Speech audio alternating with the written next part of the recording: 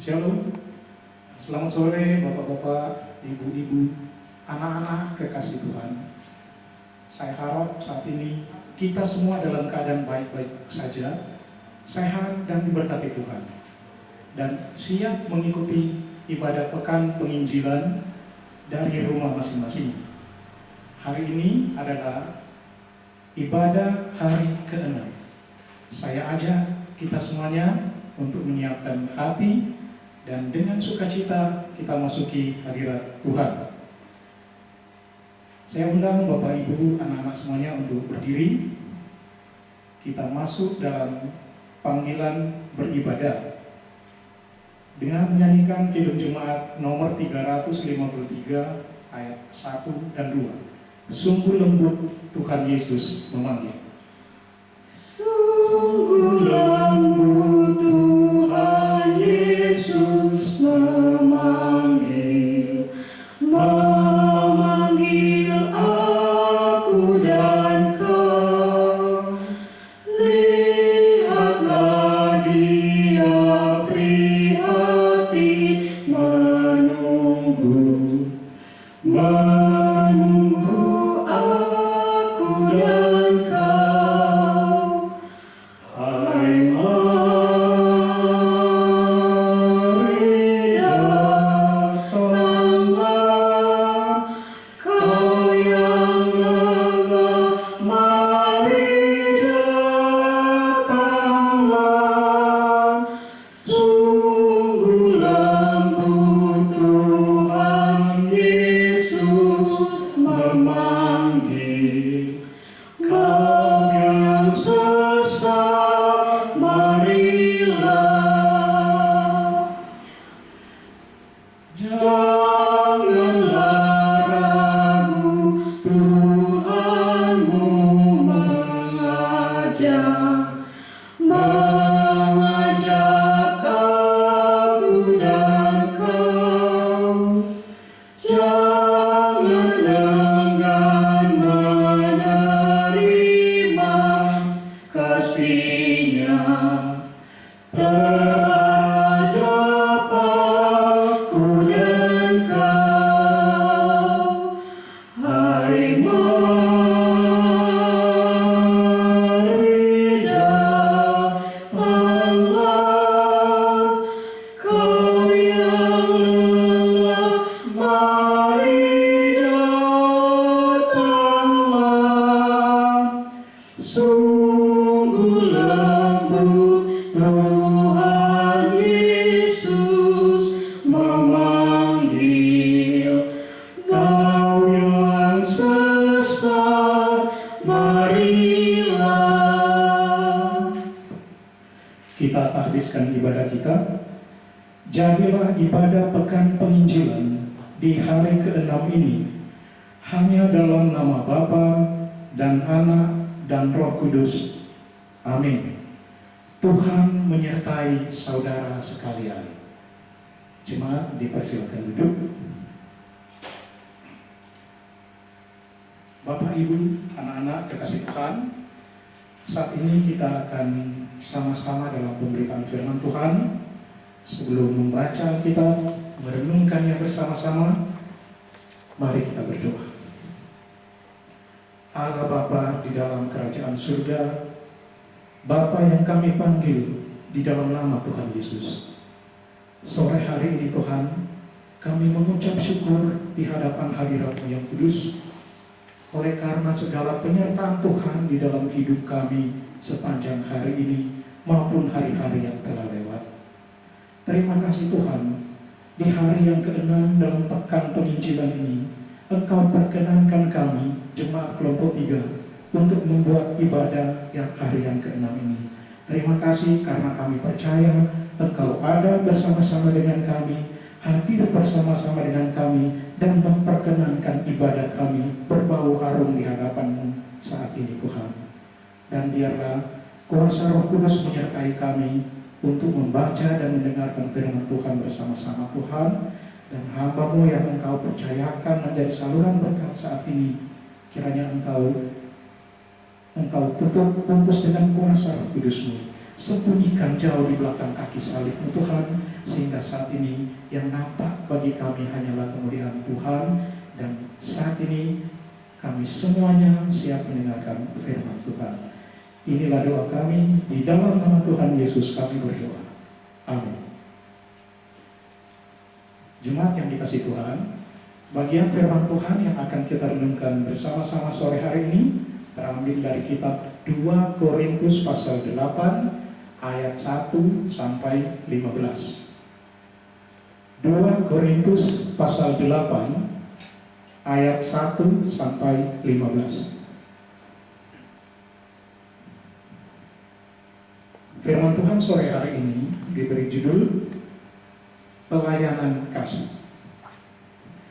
Saudara-saudara, kami hendak memberitahukan kepada kamu tentang kasih karunia yang dianugerahkan kepada jemaat-jemaat di Makedonia. Selagi dicobai dengan berat dalam pelbagai penderitaan, sukacita mereka meluap, dan meskipun mereka sangat miskin, namun mereka kaya dalam kemurahan. Aku bersaksi bahwa mereka telah memberikan menurut kemampuan mereka, bahkan melampaui kemampuan mereka. Dengan kerelaan sendiri, mereka meminta dan mendesak kepada kami, supaya mereka juga beroleh kasih karunia untuk mengambil bagian dalam pelayanan kepada orang-orang kudus. Mereka memberikan lebih banyak daripada yang kami harapkan. Mereka memberikan diri mereka pertama-tama kepada Allah, kemudian oleh karena kehendak Allah juga kepada kami. Sebab itu kami mendesak kepada Titus supaya ia mengunjungi kamu dan menyelesaikan pelayanan kasih itu sebagaimana ia telah memulainya. Maka sekarang, sama seperti kamu kaya dalam segala sesuatu, dalam iman, dalam perkataan, dalam pengetahuan, dalam kesungguhan untuk membantu, dan dalam kasih-Mu terhadap kami, demikianlah juga hendaknya kamu kaya dalam pelayanan kasih ini.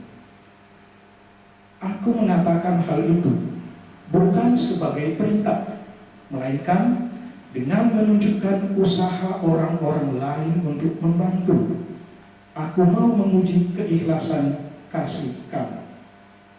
Karena kamu telah mengenal kasih karunia Tuhan kita Yesus Kristus, bahwa Ia yang oleh karena kamu menjadi miskin, sekalipun Ia kaya, supaya kamu menjadi kaya oleh karena kemiskinannya. Inilah pendapatku tentang hal itu yang mungkin berfaedah bagimu. Memang sudah sejak tahun yang lalu kamu mulai melaksanakannya dan mengambil keputusan untuk menyelesaikannya juga. Maka sekarang selesaikan jugalah pelaksanaannya itu. Hendaklah pelaksanaannya sepadan dengan kerelaanmu, dan lakukanlah itu dengan apa yang ada padamu. Sebab jika kamu rela untuk memberi, maka pemberianmu akan diterima. Kalau pemberianmu itu berdasarkan apa yang ada padamu, bukan berdasarkan apa yang tidak ada padamu. Sebab kamu dibebani bukanlah supaya orang-orang lain mendapat keringanan, tetapi supaya ada keseimbangan.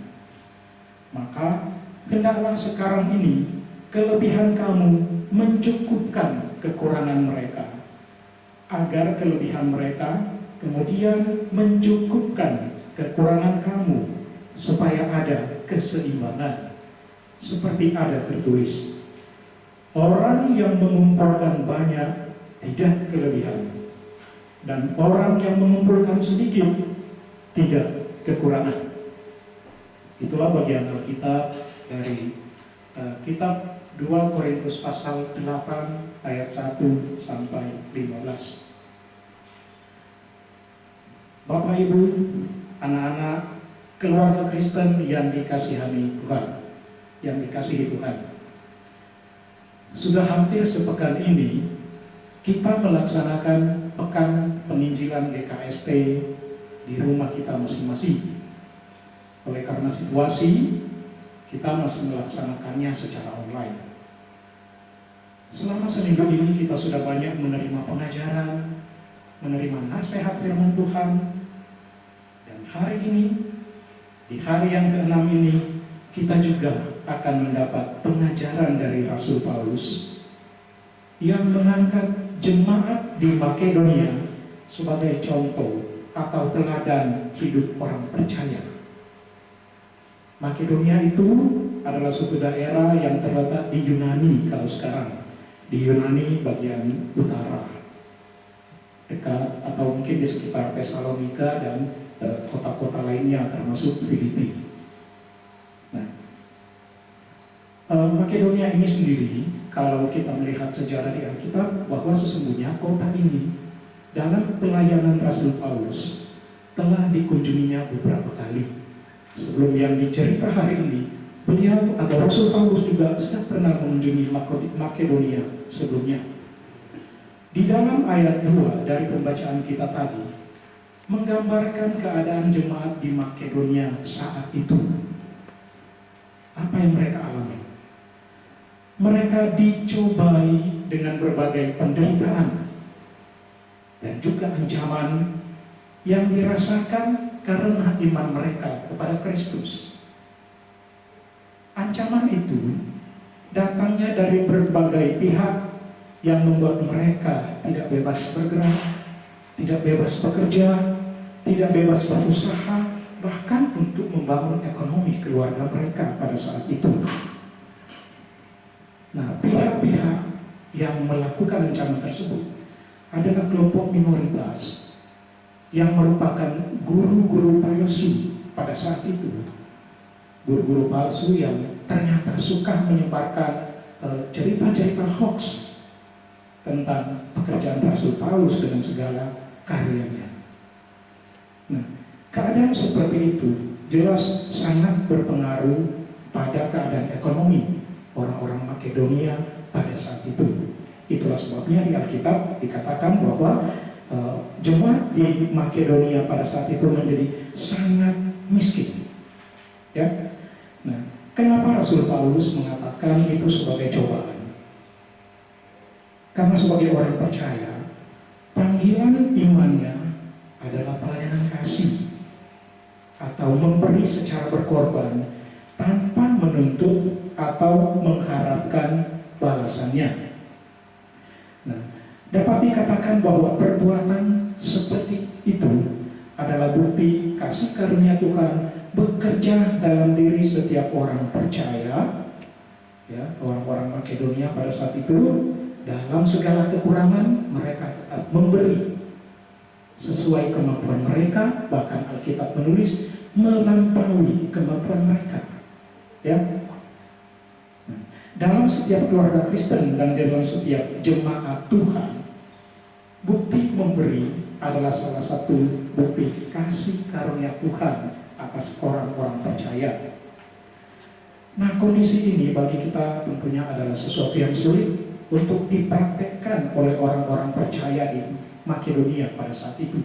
Sebab dari bacaan tadi kita melihat Paulus mengatakan mereka adalah jemaat yang miskin. Bagaimana mungkin mereka bisa berbagi dan memberi? Karena untuk hidup saja mereka sudah sangat kesusahan, hidup sehari-hari. Jadi bagaimana mungkin mereka akan berbagi?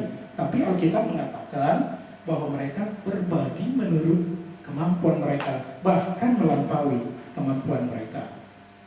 Nah, karena itu Paulus katakan ini adalah sebagai cobaan atau ujian bagi jemaat di Makedonia.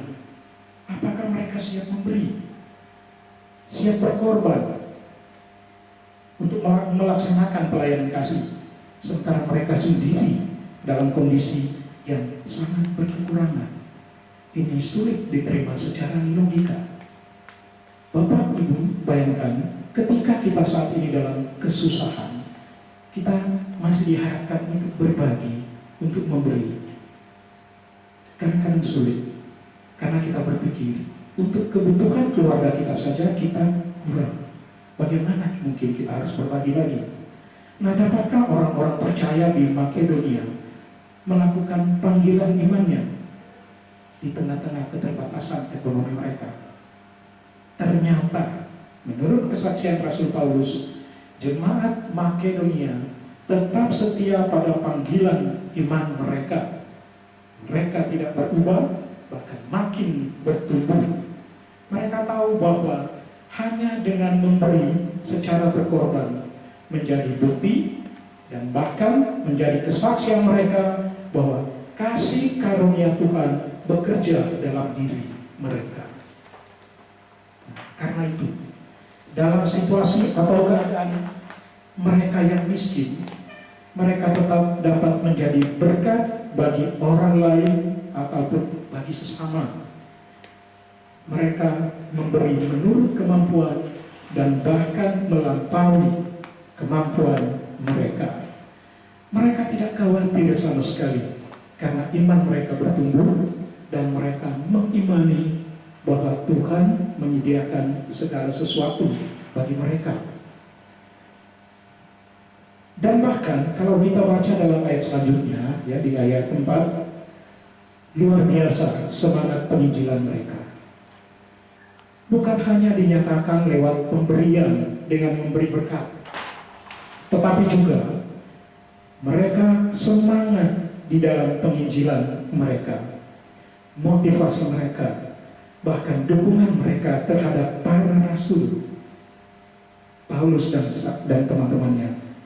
Mereka mendesak supaya para rasul harus lebih giat melayani, memberitakan firman Tuhan yang adalah keselamatan. Ini adalah motivasi yang mereka berikan kepada Rasul Paulus dan rasul-rasul lainnya. Karena ketika melakukan pelayanan tersebut ada banyak tantangan, bahkan ancaman yang diterima oleh Rasul Paulus. Di kota lain mereka diancam dan mereka kemudian memilih untuk ke Makedonia, karena di Makedonia orang-orang di sana menerima mereka, bahkan mendukung mereka untuk makin giat dalam pelayanan penginjilan Rasul Paulus dan sahabat-sahabatnya. Nah, Bapak Ibu, anak-anak seisi rumah tangga Kristen yang dikasihi Tuhan, Rasul Paulus mengangkat jemaat di Makedonia menjadi teladan atau contoh bagi kita sebagai orang percaya. Kita sebagai keluarga Kristen bahkan menjadi contoh bagi jemaat-jemaat Tuhan sepanjang masa. Kita diajar bahwa dalam keadaan berkecukupan atau berkekurangan, panggilan iman kita tidak boleh kendor. Kita memberi, membagi berkat, bahkan memberi semangat kepada para hamba pelayan Tuhan untuk selalu giat melayani jemaat Tuhan, memberitakan Injil keselamatan, baik yang ada di kota, di desa, amat terlebih bagi saudara-saudara kita yang melayani di daerah atau di wilayah-wilayah pekabaran Injil khusus. Kita sudah melewati beberapa hari, kita sudah tahu daerah-daerah yang daerah-daerah pekabaran Injil khusus yang banyak yang sulit, terisolir dan lain-lain, dan berbagai kesulitan lainnya. Pemberian kita sebagai wujud dukungan kita dalam melebarkan kerajaan Allah, memberitakan Injil keselamatan dan pekerjaan Tuhan lainnya. Dan ini membuktikan bahwa untuk memberitakan Injil, kita tidak harus menjadi pendeta, tidak harus menjadi penatua atau majelis dan sebagainya. Tetapi dengan mendukung kegiatan pelayanan Injil, kita telah menjadi bagian dalam pemberitaan Injil keselamatan itu sendiri. Memang cobaan atau ujian kita yang paling berat saat ini, hampir 2 tahun di masa pandemi, telah membuat banyak keterbatasan, mengakibatkan banyak orang, keluarga kita meninggal dunia, sakit dan sebagainya. Nah, Kita tidak bisa lagi saling berkumpul, saling bercerita tentang firman Tuhan secara langsung. Orang-orang dewasa kehilangan pekerjaan, pendapatan keluarga merosot. Tapi, apakah kondisi ini membuat kita tidak bisa lagi memberi? Dan tidak bisa lagi membagi berkat? Apakah kita tidak bisa lagi mendukung pelayanan pekabaran Injil? Nah, firman Tuhan hari ini mengajarkan kita untuk selalu bisa memberi, walaupun kita tidak sedang berkelebihan, seperti jemaat Makedonia tadi yang ternyata pada saat itu sangat miskin. Kita memberi tanpa mengharapkan balasan.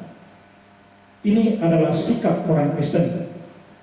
Karena itu, mari kita ajarkan kepada anak cucu kita, agar dari generasi ke generasi, keluarga kita dikenal sebagai keluarga yang suka memberi yang terbaik untuk Tuhan. Contoh kecil, ketika kita memberikan persembahan di gereja, seberapa besar yang kita berikan, berilah yang terbaik untuk Tuhan. Kalau saya boleh berbagi cerita sedikit, yang mungkin sudah pernah saya ceritakan juga, sekelompok orang Kristen di Jepang. Kebetulan di jemaat itu ada orang Indonesia juga yang kemudian bercerita. Salah satu cara mereka memberi yang terbaik kepada Tuhan adalah persembahan atau uang yang mereka berikan tidak ada yang dilipat-lipat seperti kebiasaan kita, maaf. Karena setiap minggu kalau hitung uang di gereja pasti banyak kelihatan uang yang sudah dilipat sampai lipatannya sampai 8 kali dan sebagainya.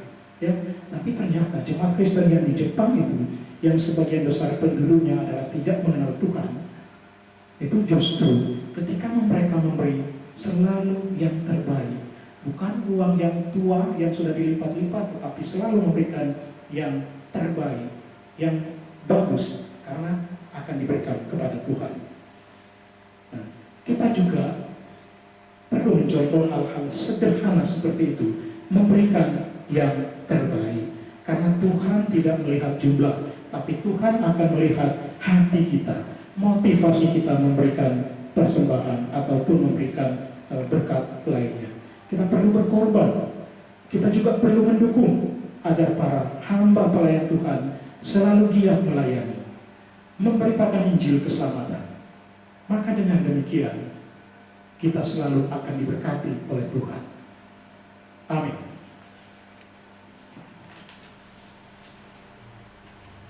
Jemaat yang dikasihi Tuhan, demikian renungan pada sore hari ini. Semoga akan makin menambah iman percaya kita kepada Tuhan. Dan saat ini kita diberikan kesempatan untuk membawa persembahan. Nah, Bapak Ibu, keluarga Kristen yang dikasihi Tuhan, sebelum kita memberikan persembahan syukur, dengarkanlah kata firman Tuhan dalam kitab Amsal pasal 11 ayat 24. Ada yang menyebar harta tetapi bertambah kaya. Ada yang menghemat secara luar biasa namun selalu berkekurangan. Sambil memberikan persembahan, kita menyanyi Kidung Jemaat 288 ayat 1 dan 2. Mari puji Raja Sorga. Mari puji Raja Surga, persembahan bawalah, ditebusnya jiwa raga, maka puji namanya, puji Dia, puji Raja semesta.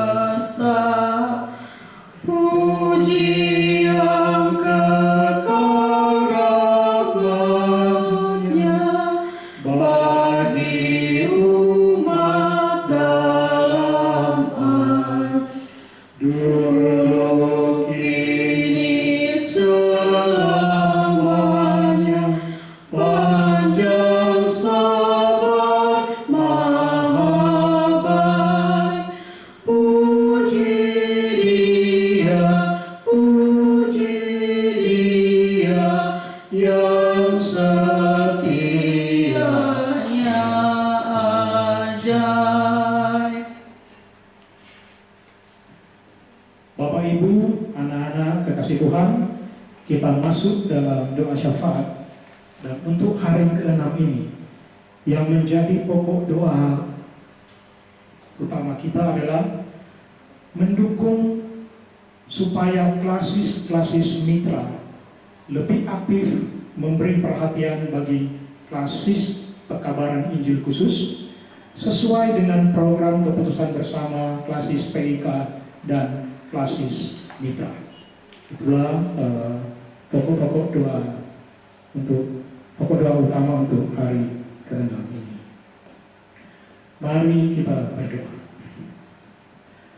Allah Bapa dalam kerajaan surga, kembali kami datang menghadap hadirat-Mu yang kudus saat ini Tuhan, dengan ucapan syukur sebab Tuhan selalu bekerja bagi kami. Terima kasih untuk firman Tuhan sore hari ini. Terima kasih karena kami bisa belajar dari jemaat di Makedonia tentang bagaimana mendukung pelayanan kasih dari pekerjaan Tuhan di dunia ini.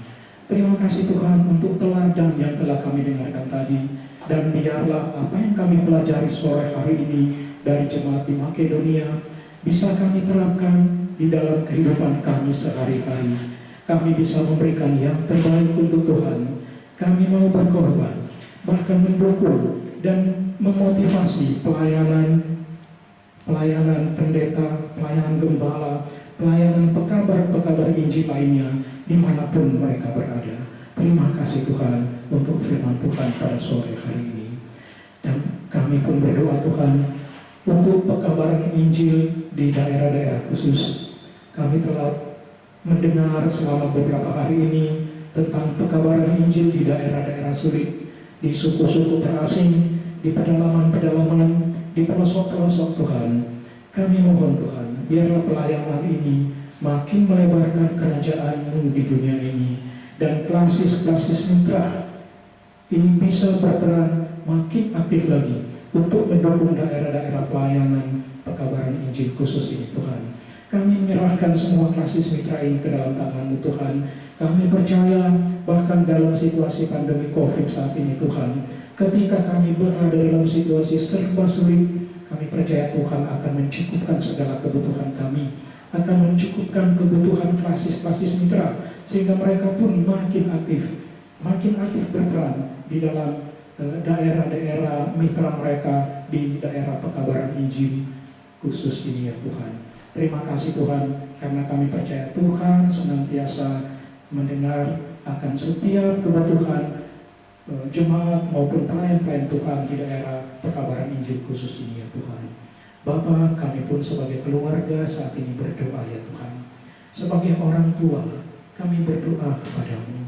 Kuatkan kami, mampukan kami Tuhan untuk menjalankan rumah tangga kami masing-masing, sehingga peran kami sebagai orang tua boleh kami laksanakan dengan penuh tanggung jawab, dan kami boleh menjadi contoh yang baik bagi anak-anak kami Tuhan. Kami pun berdoa buat anak-anak kami Tuhan. Kiranya berkat-Mu senantiasa menjadi bagian hidup mereka Tuhan. Apapun keadaan mereka, apapun status mereka saat ini Tuhan. Anak kami ada yang sudah bekerja, ada yang sedang mencari pekerjaan, ada yang lagi kuliah dan sekolah, bahkan ada yang masih balita dan bayi. Tuhan, kami percaya Engkau yang telah merancangkan kehidupan mereka. Bahkan sejak dari dalam kandungan kami mengimani Engkau telah merancang kehidupan anak-anak kami. Karena itu Tuhan, saat ini sebagai orang tua kami berdoa, berkati hidup anak-anak kami Tuhan. Berkati masa depan mereka semuanya Tuhan, sehingga kelak di kemudian hari mereka boleh menjadi tiang-tiang gereja, tiang masyarakat yang setia, dan bahkan menjadi anak-anak Tuhan yang bisa memberikan kesaksian di dalam keseharian mereka nanti.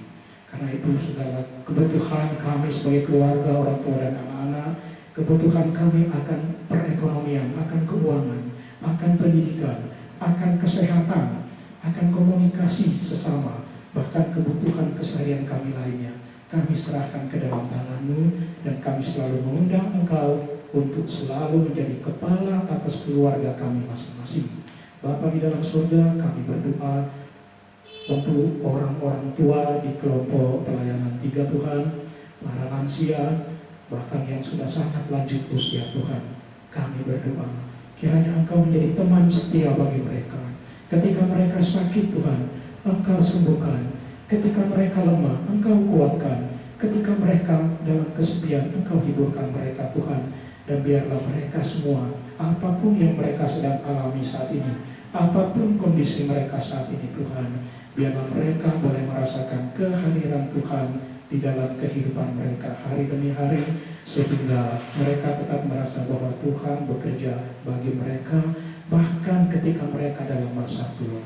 Bapa di dalam surga, kami pun berdoa buat bangsa dan negara kami, buat para pemimpin di semua level Tuhan, dari pusat sampai ke level yang paling kecil Tuhan.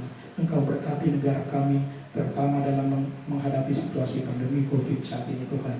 Anak-anak Tuhan yang Engkau percayakan di bidang pemerintahan, berkati mereka semua Tuhan, sehingga anak-anak Tuhan boleh menjadi saksi, boleh menjadi berkat di tengah-tengah, di lingkungan mereka bekerja Tuhan. Karena itu kami menyerahkan mereka semua, menyerahkan bangsa dan negara kami ke dalam tangan-Mu. Kami menyerahkan pula gereja kami, khususnya gereja GKSD Immanuel Palu dan gereja-gereja lainnya Tuhan. Berkati kiranya setiap program pelayanan, sehingga ketika situasi pandemi, nama Kristus bukannya makin redup tetapi makin berkobar, makin berapi-api, karena pelayanan makin bagus. Program-program pelayanan makin banyak dilakukan, sekalipun lebih banyak dari rumah Tuhan. Tapi kami percaya Tuhan bekerja, Tuhan terus bekerja bagi pelayanan gereja kami. Berkati gembala kami, para pendeta, para pekerja, para majelis di gereja kami Tuhan, sehingga tetap setia menjadi pekerja-pekerja Tuhan di ladang yang Tuhan sudah sediakan bagi mereka. Bapa di dalam surga, kami juga berdoa untuk panitia pembangunan gereja kami, gereja baru kami.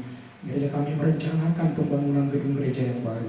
Berkati panitia, berkati jemaat, berkati setiap upaya yang dilakukan, sehingga kerinduan kami untuk memiliki gedung gereja yang baru boleh terlaksana dengan baik, dan semua ini karena kemurahan Tuhan. Bapa di dalam surga, kami menyerahkan hidup kami seluruhnya hanya ke dalam tangan-Mu. Dan kami percaya bahwa Tuhan bekerja terus di dalam hidup kami semua Tuhan. Dan biarlah semuanya ini Tuhan jadi menurut kehendak-Mu ya Tuhan. Dan kami bawa doa kami saat ini Tuhan hanya di dalam nama Tuhan Yesus yang sudah mengampuni dosa-dosa kami. Amin. Jemaat yang dikasihi Tuhan, kita masuk dalam komitmen bersama. Saya undang jemaat semuanya untuk berdiri. Bapak, Ibu, anak-anak, seisi Roma keluarga Kristen yang dikasihi Tuhan, marilah kita mengungkapkan komitmen kita secara berbalasan. Biarlah benih firman yang telah kita dengar jatuh ke tanah yang baik dan bertumbuh serta menghasilkan buah. Seperti tanah yang baik, demikianlah hati kami dengan tekun mau melakukan firman Tuhan. Rangkul dan pulihkanlah kami yang terluka, dan hadirkanlah kedamaian pada jiwa-jiwa yang kesepian. Kita sambut komitmen bersama ini dengan menyanyikan bersama-sama Kidung Jemaat 370 ayat 1. Ku mau berjalan dengan juru selamatku. Ku mau berjalan dengan juru selamatku di lembah berbunga dan berair sejuk. Ya, kemana juga aku mau mengikutnya, sampai aku tiba di negeri Baka. Ikut Tuhan Yesus, ku tetap mendengar dan mengikutnya. Ikut Ikut Tuhan Yesus, ya kemana juga ku mengikutnya. Kita menerima berkat. Kiranya kasih Allah Bapa, anugerah Tuhan Yesus Kristus, dan persekutuan Roh Kudus menyertai kita sekalian dalam kasih yang sempurna dan yang tidak pernah berkesudahan, kini dan selama-lamanya. Amin. Amin. Amin.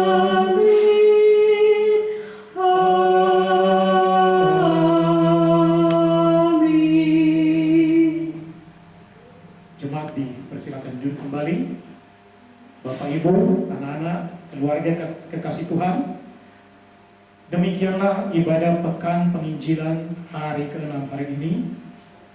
Tetaplah memberikan yang terbaik untuk Tuhan. Jaga iman kita, tetap patuhi protokol kesehatan. Tuhan Yesus memberkati kita semuanya. Selamat sore. Shalom.